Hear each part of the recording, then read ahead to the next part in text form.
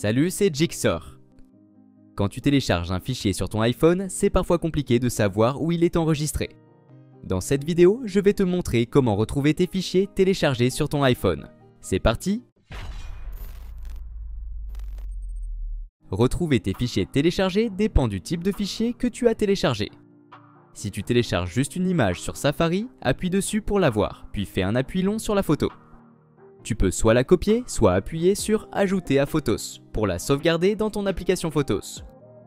Quand tu ouvres l'application Photos, la photo sera dans l'onglet « Récent ». Si tu télécharges un document ou un fichier PDF, appuie sur l'icône de partage ici, fais défiler vers le bas pour voir toutes les options et choisis « Enregistrer dans fichier ». Là, tu peux choisir si tu veux sauvegarder dans iCloud Drive ou localement sur ton iPhone. Cette option iCloud Drive n'est dispo que si tu es connecté à ton compte iCloud et elle sera synchronisée sur tous tes appareils liés à ce compte. L'autre option, c'est de stocker localement sur ton iPhone.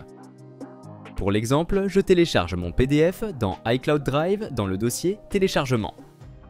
Appuie sur Enregistrer en haut à droite pour confirmer. Maintenant, retourne dans l'application Fichier. Si tu ne la trouves pas, télécharge-la sur l'App Store. Dans l'app Fichier, choisis l'emplacement où tu as enregistré ton fichier. Moi, je l'ai mis dans iCloud Drive, puis Téléchargement. Voici mon fichier PDF téléchargé. Avec le bouton de partage, tu peux le partager, l'envoyer par mail, WhatsApp ou AirDrop. En bas, tu peux voir combien de stockage il te reste sur iCloud.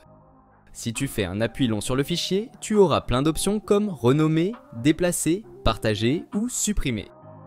Rappelle-toi que tu peux seulement télécharger dans iCloud Drive et synchroniser entre appareils si tu es connecté à ton compte et que tu as assez de stockage.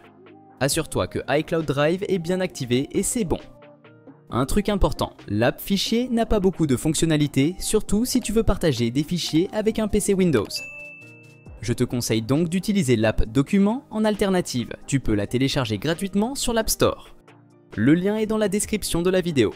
Avec cette app, tu peux gérer tes fichiers et dossiers et elle te permet aussi de transférer facilement des fichiers entre ton ordi et ton iPhone en appuyant sur ce bouton ordinateur ici. J'ai une vidéo qui explique cette fonction. Tape sur le tag en haut à droite ou clique sur le lien dans la description pour en savoir plus. Et voilà, c'est tout pour aujourd'hui. Si cette vidéo t'a été utile, n'hésite pas à laisser un pouce bleu et à t'abonner à la chaîne. Si tu as des questions concernant cette vidéo ou si tu veux que je fasse un tutoriel sur un autre sujet, écris-le moi en commentaire. À la prochaine.